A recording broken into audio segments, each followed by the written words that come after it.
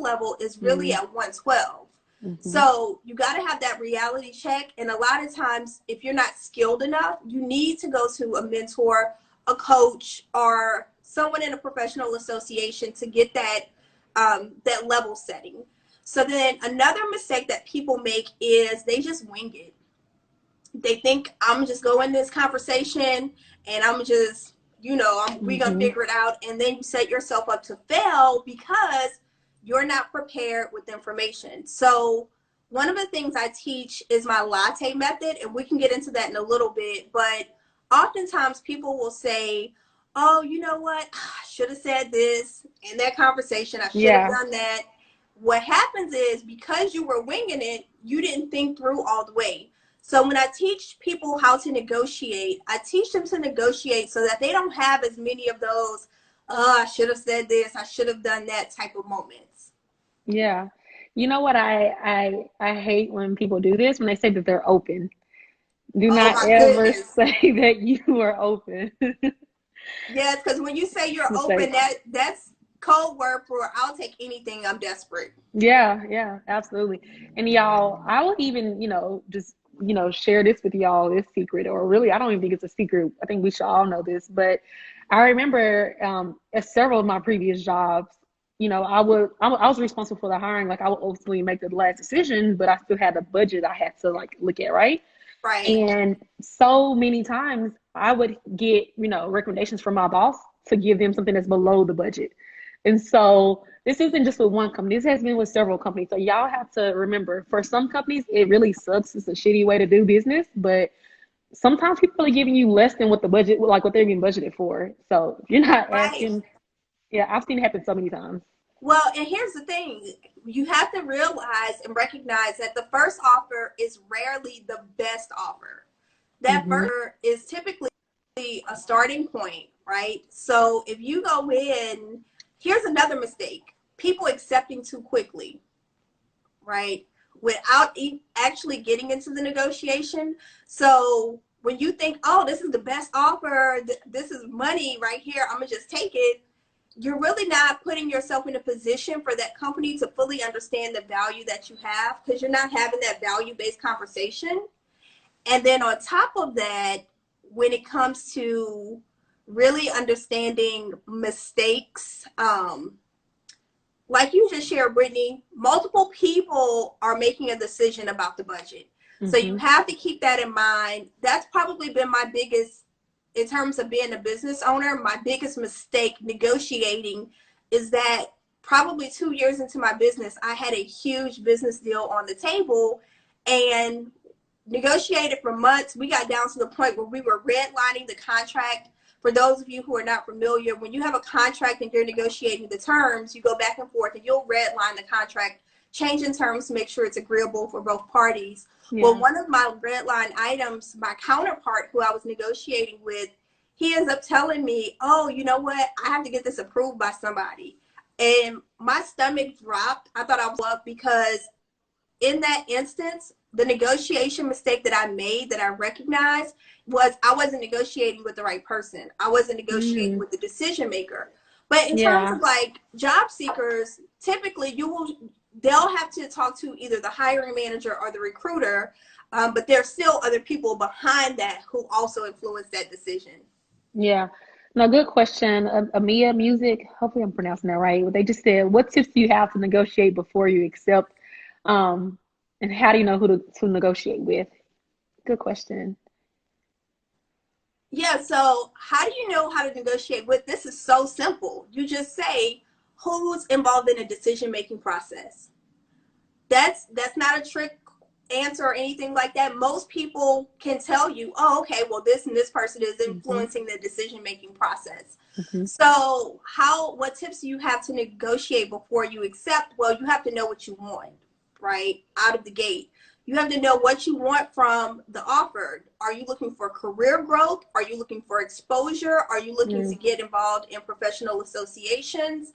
So once you know what you want to accomplish, what you want in a negotiation, then in terms of negotiating that, then you want to put it in a package format where you present what you're asking for, but you want to present multiple things at once. You want to avoid asking for something, waiting for a yes or no, then asking for something else and doing that 2 or 3 times. If there are 3 or 4 things you want to negotiate for, ask for those things at once. So you can tee it up like this. Hey, there's a few things that I see that are not in the offer letter that I'm curious about. Can we discuss those one by one? So the reason why you say, can we discuss these one by one, what you're doing is you're getting your first level of agreement, because in negotiations, when you get them to agree, then it kind of lessens the guards and it makes you feel more comfortable because you already got one yes.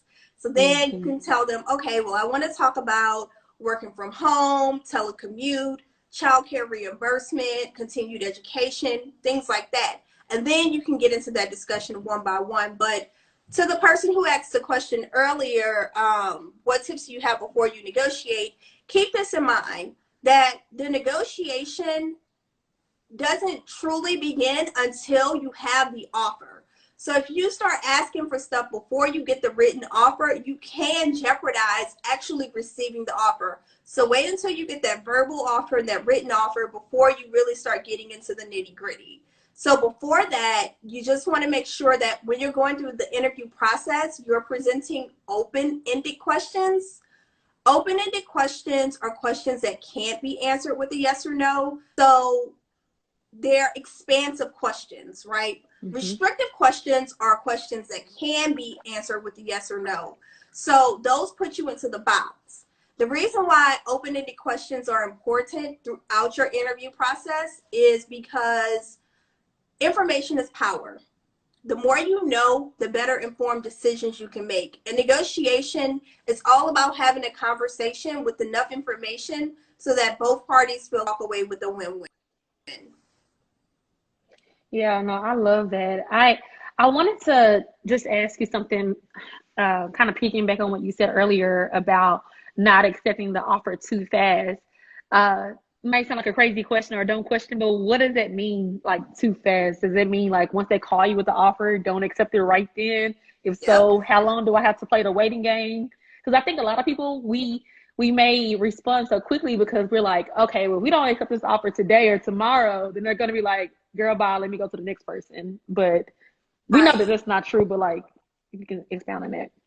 Yeah, so what I mean by not accepting too quickly, and I go into detail inside of the book, Don't Leave Money on the Table, is that you really want to make sure you have an opportunity to review the offer in written format. Because if it's not in black and white, it's not true.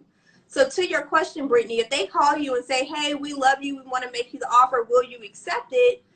Our natural inclination is to say, yes, oh my goodness, of course, I would love to work with you, right? Yeah. But that's how you leave money on the table, because you didn't get to look at the details. So what you should say is, I'm so excited. I'm really eager to move forward with you. When can I expect to see the offer in writing? So it's not really a waiting game. It's more of an information game. You want to be able to review everything in written format so you can make a well-informed decision. And if you need to counter, you know what you're countering off of. So many times people will hit me up and they'll say, Jacqueline, I got an offer. What stuff do I need to ask for? And I'm like, well, 1, what do you want? And 2, what does the offer say? And a lot of times they don't even have a written offer yet. So if there's no written offer, we have very little factual information to go off of. Yes, no, this is so important. It makes me think about several conversations that I've had with like friends or even like new coworkers that joined.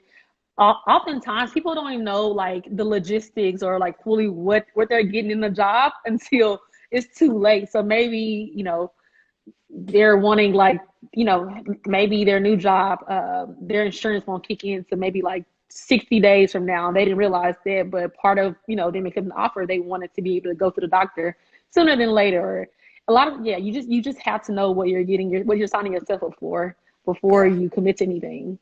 Yep, absolutely. I'll share this story with you too, because I had a client who was negotiating for a very high-level international role, and they presented the offer. They were ready to rock and roll, ready to release a press release and about announcing, the position. The terms were not right. Even though they were sitting there at dinner discussing the final terms, and she walked away, and she's messaging me, and she was like, I know I have to walk away because I know this isn't the best that I can do. It's not appropriate for the level of work that I'm going to be doing. So she got on a plane, she flew across the pond, so she was in another country, and she went back home, and 3 days later they came back to her, and she got a very, very nice package. But the package was in line with the type of work that she's doing, with her level of seniority. So don't be afraid to pause it for a few days, because when you said earlier, they'll go to the next person. If it's a low skill type of job where anybody can do it, maybe that's the case. But when you have a specialized skill, they're not going to be so quick to move to the next person, because they want you, because you have knowledge and expertise, which goes back to your first question. You have to be able to talk about your skill set and articulate the value that you're adding, because when you do that, then they know not to try you and not move on to the next person. Yeah. Yeah. And, you know, y'all, just to piggyback off of that, from a hiring manager's perspective, like the few times, and it's sad to say the few times, but the few times when I've had someone, you know, tell me like, hey, give me a few days, I want to just look over everything to think about it, it honestly made me want them even more. And so if they did come back with something else, I probably would have went with it, because, you know, they just seems, you know, just like a sexy candidate, like I have to have on board, because obviously someone else wants them, or they have other offers out there. And so it'll make you look even more marketable. Yeah, it looks like you're at the top of your game, because people who have their stuff together, they need time to review it. So you have to think about the position, that the level that you want to be on, and start acting like that now. Yep, absolutely. One thing that I want to talk about, let's answer this question, and I want to talk about people who are currently in a position. So they said, what about when someone asks what you're looking for during the interview before the offer is made? Oh yeah, so like when they say, oh well, what's your salary range? Yeah, so that goes back to the market rate. You have to know what the market rate is. I tell people, some states have made it illegal for companies to ask a current interviewing candidate what their current salary is, or their previous salary is. You can Google your state to see if your state is one who has made that illegal. So the conversation should be about the market rate. When they say, you know, what are you looking to make? You can say, well, I've done my research, and based on my research, this is my salary expectation. Simple, just like that. Yep. And I think a lot of people, we think that by being super direct like that, it's going to be a turnoff, but it's not. Again, I think it makes you look better as a candidate, because it shows that you've done your research. And people that do their research, it's just a great quality to have with a team member. So people want people like that on their team. You got to keep in mind of that. Yep. Especially in an economy where they are going to be running a tight ship, and they might not have as many people as they had in a good economy. They want the sharp people, the best people, because you might have to wear multiple hats. So in that type of environment, they want somebody who is on it. Yep.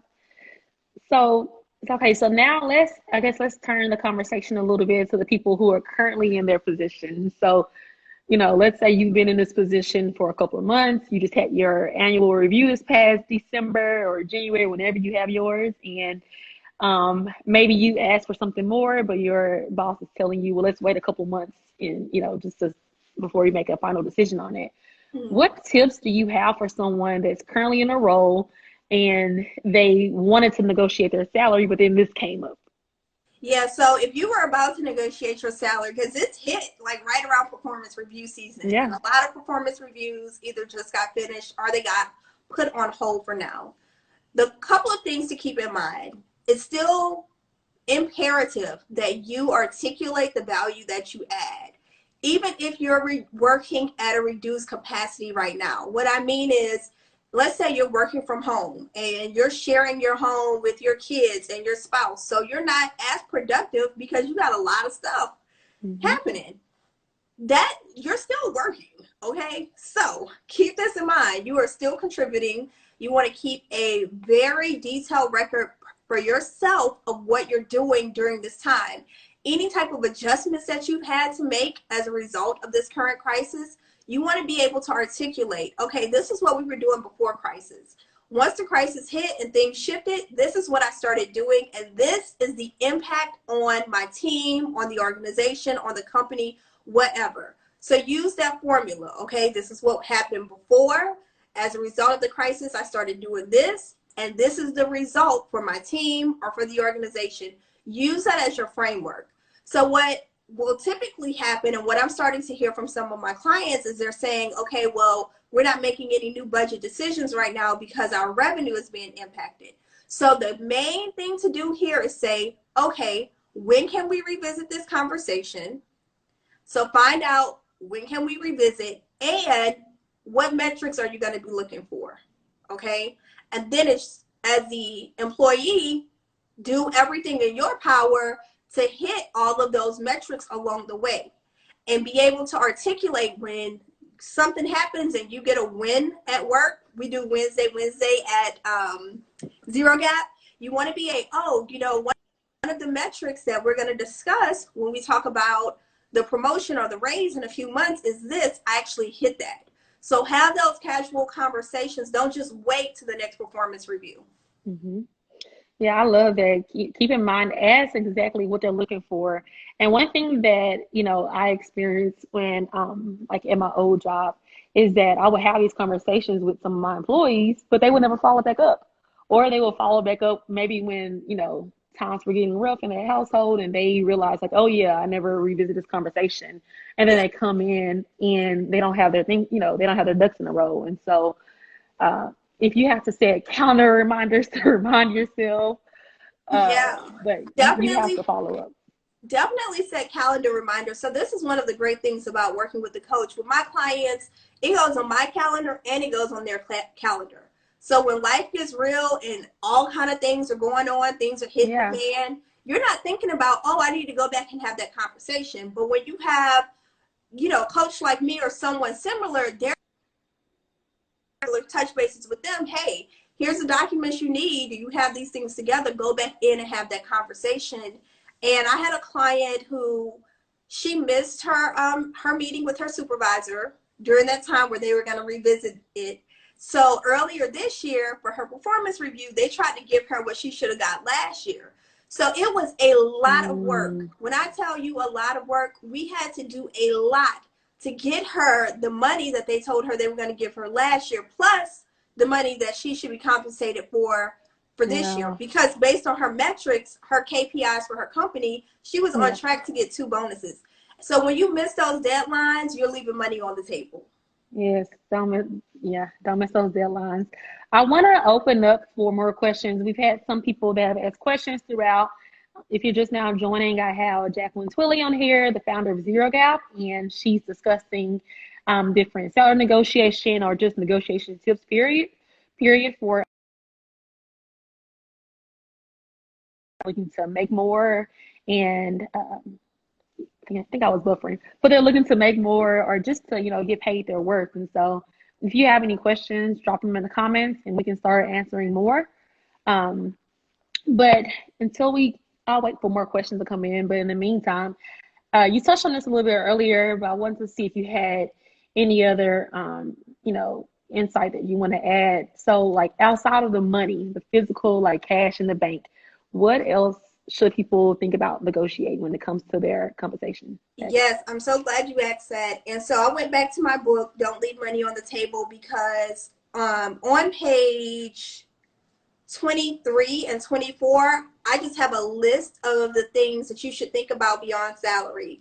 So think about your job title, additional vacation days, a 401k increase match, new equipment or software, tuition reimbursement, student loan repayment, office space, meaning moving from a cubicle to an actual office with a door, relocation expenses, resources for your team, an expense allowance, so meaning they're giving as a leader in the organization to be able to have some petty cash, a performance review period. So moving your performance review to a different date, exit packages. Oh, this is something that most people don't realize.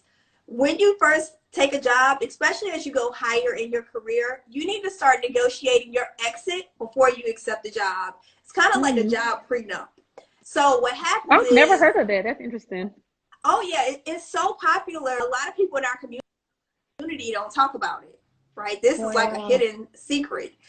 So that way that if anything happens, you're getting money on the back end and you're managing the narrative of how you leave that organization. So this isn't for like an entry-level position. This will be for a high visibility, high level role where you'll negotiate your exit package. Negotiating a leave of absence, professional association membership, support from senior leadership, childcare assistance, and conference fees. So it's so many things. So many. Listen, that's why I pulled out the book, because I wanted to run through the list really quickly. But there are so many things you can negotiate for, especially during a downtime, that are outside of money. So if a company doesn't have the money today, you can go through this list in a book and you can figure out what's best for you at this stage of your life and negotiate for that. Mm-hmm. I have a question, but I'm going to answer Charlie's first. With being an external applicant from the company, how should you ask for relocation expenses? Well, once you have the offer there and they know that you're going to relocate, then typically a company who knows that you're relocating, they either have a company that they work with that's going to help manage your relocation, or in your offer letter, there'll be several pages that outline what that relocation looks like. So how do you negotiate that is, what I typically tell my clients is you want to go to 3 moving companies and you want to get a quote. When you go to a moving company to get a quote, you got to be able to give them the weight of your furniture. Most of us don't know what the weight is. So you got to overestimate. And then what you do is you take those 3 quotes and you go back to the company and say, hey, I know in our package you have $10,000 to relocate, but I've gotten 3 quotes and those quotes are saying I'm going to need at least $22,000 or whatever that number is. And you share that data with them. And so in addition to that, you want to think about relocation expenses. If you are leasing a condo or an apartment, what are your lease termination fees? And what are going to be the fees associated with flying to your new city to look for housing? And typically you'll get like 30 days temporary allowance for you to stay in a hotel or Airbnb or corporate housing or something like that. But this all goes back to look at the details. Oh, I didn't give y'all latte yet. So let me give you latte. Before you negotiate, I have this method that I created and it's been wildly successful for all of my clients. It's 5 steps for every negotiation. L, look at the details.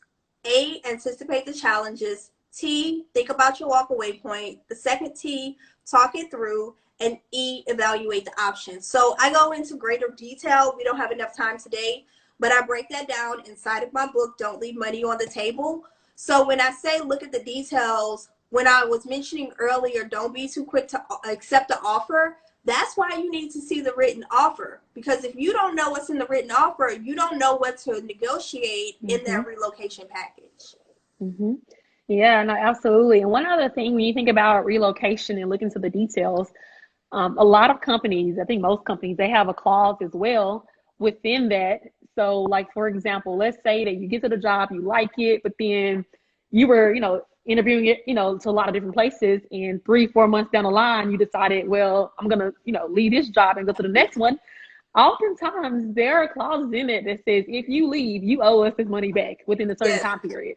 So keep that in mind. I actually have a friend that had to pay back thousands of dollars back to the company that she left, because she left within like 5 or 6 months. Yeah, that is something that gets a lot of people. And that's one thing that I make sure my clients understand up front. When you accept that cash lump sum up front, you got to make sure you're going to be with this company for a minute. And in addition to that, keep some of that cash in case you do have to leave. But to that point, I had a client years ago negotiate a relocation package. She was living with her aunt and she didn't have a lot of furniture. She was moving across country. So they wanted to give her the cash stipend to relocate, but she did, well, not a cash stipend. They were going to pay the expenses for her to relocate. She just had her clothes in her car. So it was easy for her to drive. Yeah. What we end up doing was negotiating that they take that bucket of money and move it over to student loan repayment. So you can get creative. They had the money allocated for her, but she didn't need it. Yeah. So it took some work for us to craft the conversation for her to go in and to get it, but she got it. Yeah. And so that was more beneficial to her than having the relocation expense. I love that. I think there's just so many different ways that you can approach it that oftentimes we don't think about. And so I think when you think that maybe what you're asking for is too much, I think Jackie's story right now is clear that like people will agree to more things than what you may think of, you know? There are people probably at the company that you're going to or the company that you're at that have crazy type of negotiation strategies that they've employed that you probably didn't think that people would even accept. But you don't assume that you know someone's budget, or you assume that you know exactly what they're gonna say yes to or say no to. You don't know until you ask. Right. And that's we talked about mistakes earlier, but not asking is a negotiation mistake. Mm-hmm. Just making up in your mind, oh, this is what they have or they don't have because we're going through this crisis. You could really put yourself in a position where you're leaving so much money on the table. And when you find out that your counterpart is getting paid more than you, and you want to be mad at the company and start doing all this clap back, you can't be mad because you didn't ask for it. That other person did. So a lot of times when I see things on Twitter and people are like, oh, I just found out my coworker getting paid more, they have less experience, less education. Okay, did you negotiate? Is my first question. Because that other person probably negotiated. Yeah. Y'all, we are still accepting questions for if you're looking for a new job or looking just to get more at your current job. And so if you have any questions regarding salary negotiation, just drop them in the comments. While we're waiting on any other questions to come through, I want to just piggyback off of that and just ask you something really quick. So let's say that you didn't do your research, but you're at this job and you realize that you want to negotiate now. How should you approach it? Should you wait? Like, what does that look like? So I have an acronym that we teach in our leadership development trainings. It's called FLOW. And it's relevant to your question because when you find out that you're being paid less than somebody else, you get really emotional. So this is where FLOW comes in. F, facts over feelings, right? Mm-hmm. Which is why my first question is always, did you negotiate? L, leverage the opportunity to listen and learn. Okay, so that means drop into open-ended questions again. Start asking questions so that you can get information. Information is power. The more you know, the better informed decisions you can make. And then O, be open to exploring new ways of doing things. So maybe you have to wait a year because you didn't ask up front. And the best time to negotiate is before you accept the offer. It is much harder. It's doable, but much harder to negotiate after you're in that role. And W is know when to walk away. Because as I said earlier with Latte, evaluate your options and thinking about your walk away point. Sometimes, they have lost some respect for you as an employee because you came in and you didn't negotiate. So now that you try to come back in, they just don't like it. And that's a bias, whether it's conscious or unconscious. So, but first, before all of that, facts over feelings, right? So when you approach that, start asking open-ended questions. It's just been brought to my attention. I'm being paid less than market rate or being paid less than the company average for someone in my role. What can we do to get me to that point? And I talk about questions like how can we get on that inside of the book? But it's a multi-layered approach. It's not like a one quick conversation. This is going to be a lot of conversations where you have to keep your emotions in check. Absolutely. So Nia says, should you begin conversations ahead of the offer in order to learn if the company can even accommodate? So like job title, office space, flexibility, etc. Repeat that question for me. Yeah. Should you begin conversations ahead of the offer in order to learn if the company can even accommodate what you're looking for? So things like job title, the office space, flexibility, like working from home, things like that. So going back to two things that we said earlier, the negotiation doesn't officially start until you have the offer, But during the interview process, that's your opportunity to ask open-ended questions. So when they ask you, oh, do you have any questions? Don't say, oh, is this job going to be flexible? Things like that. What you want to do is you want to be creative. So present a question open-ended like this. Can you tell me more about what it looks like for your remote employees or for your employees who work part-time in the office and part-time from home? So when you say that, they're going to give you that information. In terms of office space, you can say, oh, can you give me more insight into what the culture is like around cubicle chatter? So that's an open-ended question where they can't answer with a yes or no. So they're going to start going into details, and you'll get to know, okay, is there flexibility or no? Do we have cubes or do we have an office? And so that's how you start that conversation with open-ended questions, but you got to get creative in how you craft those questions. Yeah, I love that. Good question, Nia. I think that's really important. Oftentimes we'll use that time at the end of the interview to ask questions that are really not, it's not going to help us out as a future employee. And so as a past hiring manager, I've gotten questions like, what is your favorite thing about working here? That's an important question, but you can see the difference between that question versus the series of questions that Jacqueline just mentioned. And as a hiring manager, which person would you be more likely to give an offer to? The one who said, what's your favorite thing about working here? Or the person who says, can you tell me more about your work arrangements? You probably, well, I'll let you answer. No, definitely the second person. Because for me also, I think as a hiring manager, it would make me feel that they're actually engaged in the interview, they've done their research, and they're genuinely interested in learning how they could be a good fit and vice versa. Somebody said, can you put the book up again so I can see it? Yes. It's Don't Leave Money on the Table, Negotiation Strategies, and it's on Amazon. So what other questions do you guys have? And we'll include, let me see. Jackie, can they also find it on your website as well? Yes. Okay. So Jacqueline Twillie, is it JacquelineTwillie.com, or can they also find it on the Zero Gap website? JacquelineTwillie.com. Yeah. Do we have any other questions regarding salary negotiation? So like if you're currently in a job and you're looking to get paid more, or if you're job searching right now. And anybody who's watching this live, if you DM me, I'm going to send you a free negotiation checklist. Just DM me and say you watched live with Mogul Millennial, because I want to make sure that everybody is prepared as you're going through our next chapter of our economy and what our new work life will look like. Making sure that y'all are prepared to advocate for yourself properly. Okay. Yes, we will make it available for you.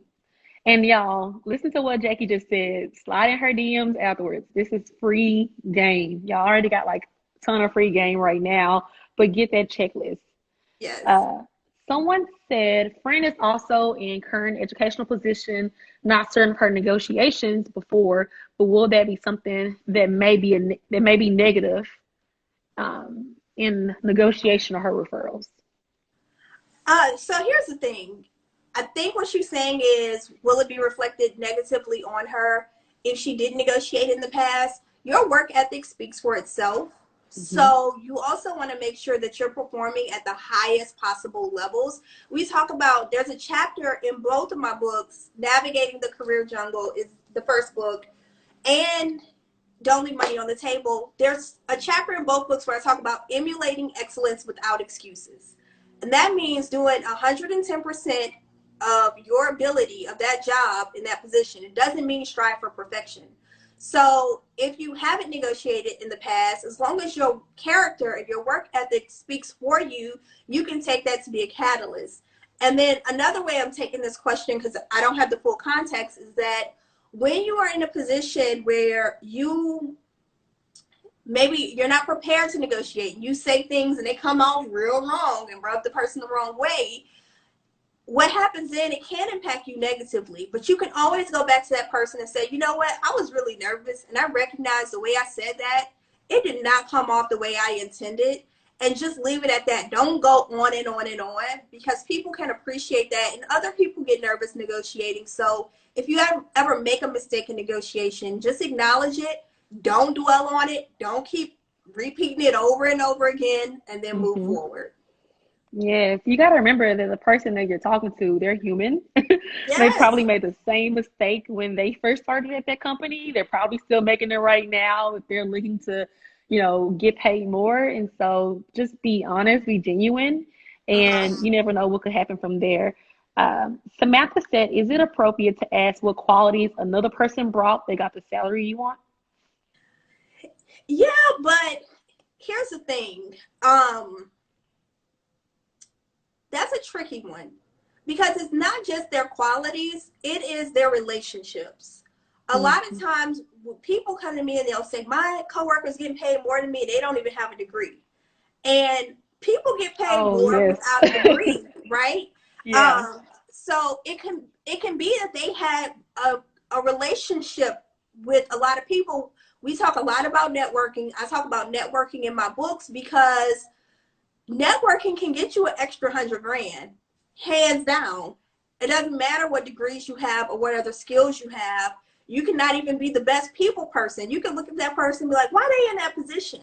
It's because they have relationships with people that can bring business to the company. So that question about qualities or characteristics that another person has at that job, sometimes you can get some real information, and sometimes you won't get any information, because they're not going to flat out say it's because they have relationships with XYZ, which brought us $10,000 worth of business this month, and we have a pending $20,000 contract because of them. So sometimes you got to just understand office politics and understand the rules of the game. Yeah. Samantha, I want to ask your next question in just a sec, but your comment, Jackie, made me think about something that Stephanie, someone that we had on live last week, mentioned. She's a career coach. You can build those relationships early on, and so you can go through LinkedIn. You can just look at the website and see who works there, and get your name out there now, and you can start building those relationships. And those people, they can put your name out there. They can forward your resume over, and just by having those people vouch for you, that's relationship building. They can help you. Yep. Samantha says, I'm code interviewing currently. Can you build relationships while in the stages? While in those stages. Yeah. So when you're building relationships, the key is to be genuine, to be yourself. Just like you can spot somebody who might have a motive, other people can spot that. So here's the deal. When you're building code relationships, be to the point, be concise, and you can straight up say, I'm looking to build relationships. So let me know what I can do to assist you. I've flown to New York before to hear somebody speak at a conference, just to talk to them for a few minutes. And I told them, I went up to them after they'd spoken at the conference and said, I came to this conference because I saw that you were speaking. It's okay to be direct. As a result of that, I built a very great relationship with somebody who has in turn opened many doors for me. It wasn't my intention for me to get her to open her doors to her network, but because I was just straight up and genuine, she has gone well above and beyond for me. And I cannot tell you how much money I made as a result of the relationship with me just straight up saying, I came here to hear you speak. Yes, I love that idea of just being direct. I think sometimes we put too much fluff in the beginning, and people, they're busy. They want to know exactly what you're looking for. And so I love that idea of being direct. Due diligence art says, when you say market value, sometimes they ask the question again later to get a specific answer. Maybe can you just share some thoughts about that statement?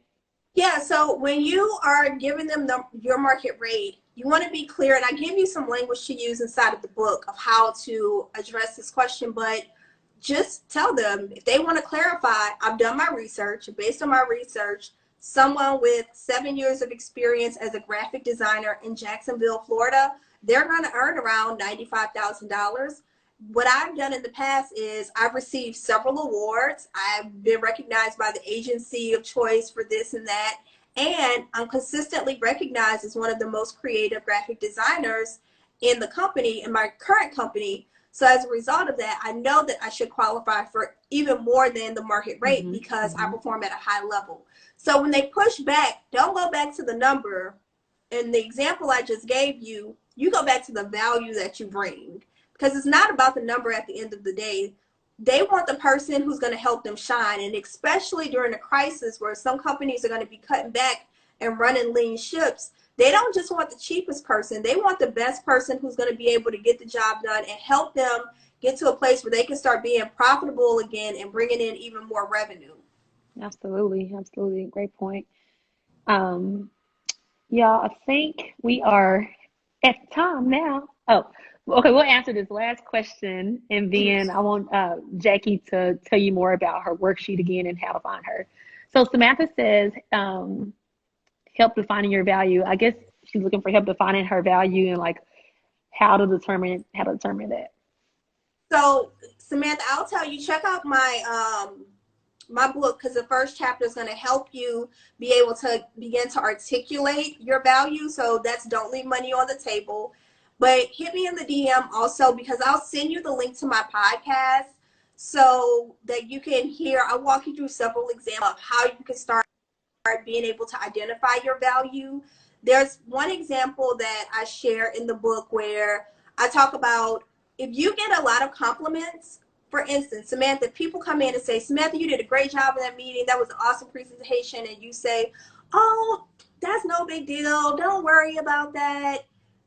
That's an indication that you have a value, you're bringing value in the way you deliver and the way you present and your oral and written communication skills.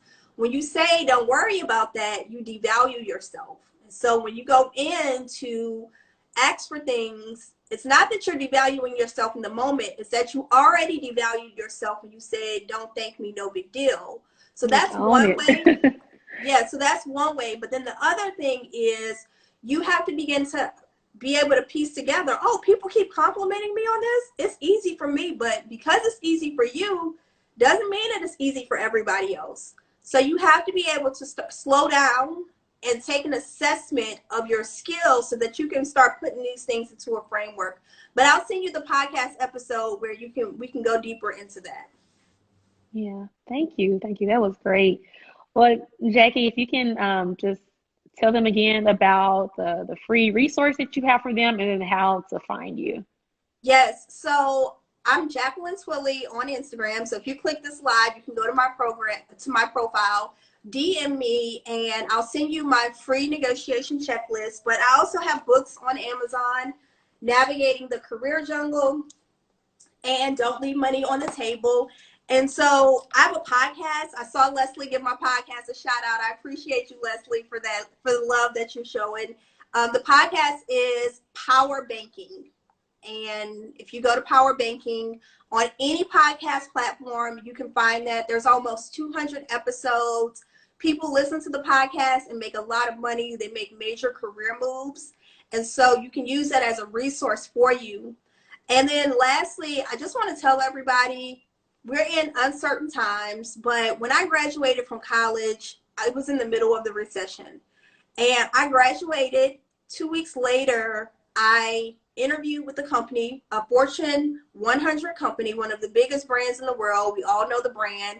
And I was working. And so a month from graduating in the middle of the recession to a month later, I had a job getting paid almost $60,000 a year during the recession. And that's right out of college, because I went from undergrad to grad school. So companies are still going to pay. Yes, some companies are going to be tight with their ship, but you still have an opportunity to make money. And it's all about your mindset.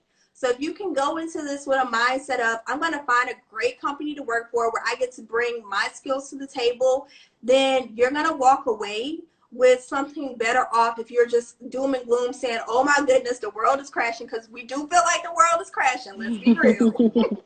But there is light at the end of the tunnel, and this too shall pass. Amen. Amen. Amen. Well, thank you again, Jacqueline, for hopping on here, giving all this free game. Y'all, again, make sure that you slide in her DMs, get the checklist, check out her books that she has, and yeah, just catch the replay if you're coming in late because there was a lot of great information shared today. Thanks, Zeke. Z. Oh, I know Z. Hey, that's my sister. My mom is commenting. Oh, okay. Yes. All right. I'm so glad y'all enjoyed this. I'll see y'all in the DMs. Keep the conversation going. Brittany, thank you for what you're doing for people during this time and using your platform to just really educate the community and be a strong resource. I'm so proud of you. Yes, girl, thank you, thank you, thank you. We gotta keep growing as a community and get this money. So anything I can do to help out, bringing great people like you is what we're here for. All right, dear. All right, y'all. Well, I will see y'all later. Bye.